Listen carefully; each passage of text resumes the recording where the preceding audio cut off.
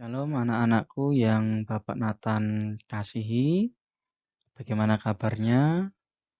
Tentu kita terus berdoa supaya pandemi masa ini bisa segera berakhir ataupun bisa segera ada penanganan yang membuat seluruh warga negara Indonesia bahkan dunia bisa beraktivitas berdampingan dengan virus tersebut. Dan anak-anak tetaplah semangat untuk belajar sehingga anak-anak nantinya untuk kebutuhan pendidikan tetap terpenuhi. Kita akan melanjutkan pembelajaran kita. Kalau kemarin kita sudah belajar tentang tokoh para martir dan juga teladan Yesus Kristus. Nah, hari ini kita akan membahas tentang berharganya Yesus dalam kehidupan orang percaya. Nah, judul ini memancing kita untuk menimbulkan adanya pertanyaan. Pertanyaan itu tentang mengapa Tuhan Yesus itu bagi orang percaya berharga. Nah, tentu jika ada pertanyaan mengapa, itu menandakan bahwa ada alasan di baliknya.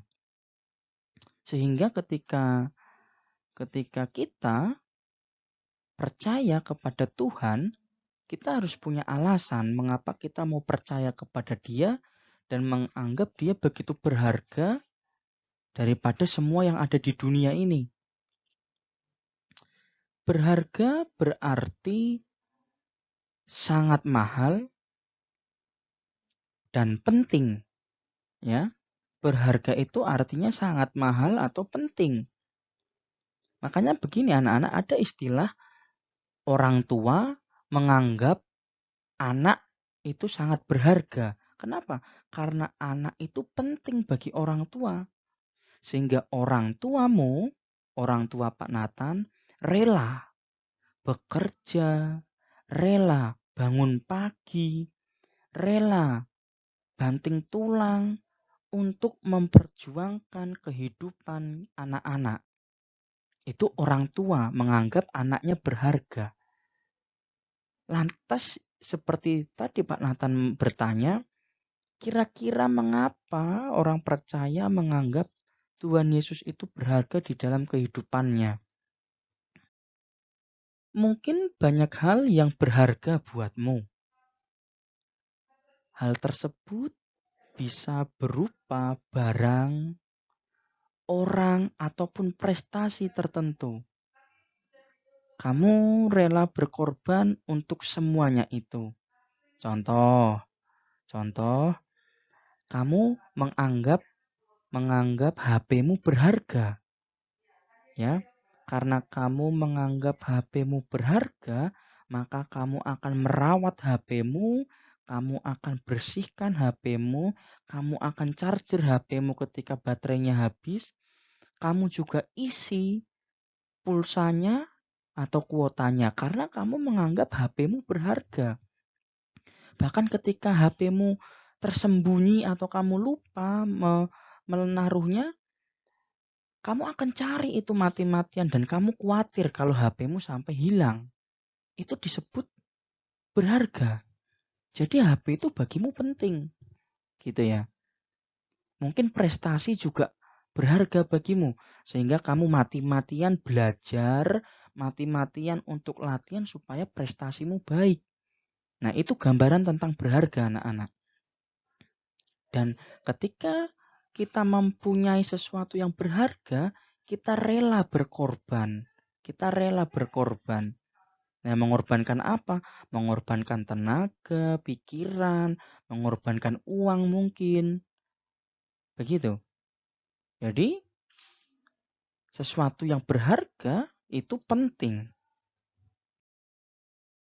Ketika kita kemarin belajar tentang seorang tokoh bernama Polikarpus, tokoh seorang martir di zamannya, ya, dia menganggap bahwa Yesus itu sangat berharga bagi dia. Dia berkata dalam Posisi waktu itu dia sedang akan dihukum, ya, dihukum oleh tentara Romawi karena dia tidak mau menyembah kaisar. Akhirnya dia mendapat pertanyaan begini, "Kenapa kamu tidak mau menyangkal Tuhan Yesus? Lebih baik kamu tinggalkan imanmu kepada Yesus dan kamu mau menyembah kepada kaisar." Nah, Polikarpus berkata, 86 tahun saya telah mengabdi dan melayani Kristus.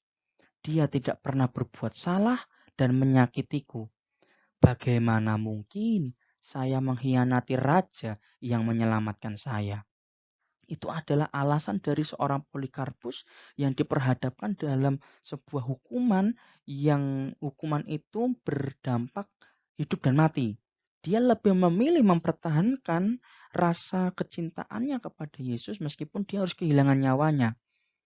Nah, dia lebih lebih menganggap Yesus lebih berharga daripada nyawanya.